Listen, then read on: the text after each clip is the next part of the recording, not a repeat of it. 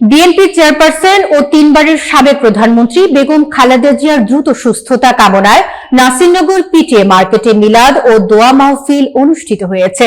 ব্রাহ্মণবাড়িয়া প্রতিনিধি মোহাম্মদ সাদিকুল ইসলাম জানান, শুক্রবার বিকেলে উপজেলা বিএনপির সাধারণ সম্পাদক কে এম বশিরউদ্দিন তুহিনের উদ্যোগে এবং সদর ইউনিয়ন বিএনপি ও অঙ্গ সংগঠনের আয়োজনে অনুষ্ঠানটি অনুষ্ঠিত হয়। মাহফিলে উপজেলা বিএনপি ও অঙ্গ সংগঠনের বিভিন্ন স্তরের নেতৃবৃন্দ উপস্থিত ছিলেন। তাদের মধ্যে ছিলেন আমিরুল হোসেন চকদার, গোলবাহার বেগম, প্রিয়তোষ আচার্য, হুমায়ুন কবির ভূঁইয়া, কে এম মারজান, মামুন, আবু বকর খান, কে এম নাসির, স্বাধীন আলী, রমেজ মিয়া, তৌফিক মিয়া ও মোহাম্মদ রাজু মিয়া।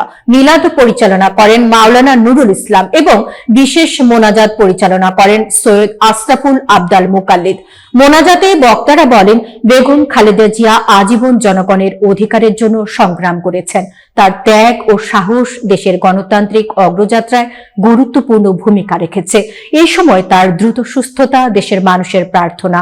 পরিশেষে বেগম খালেদা জিয়ার দীর্ঘায়ু, সুস্বাস্থ্য ও দ্রুত আরোগ্য কামনায় বিশেষ মোনাজাত করা হয়।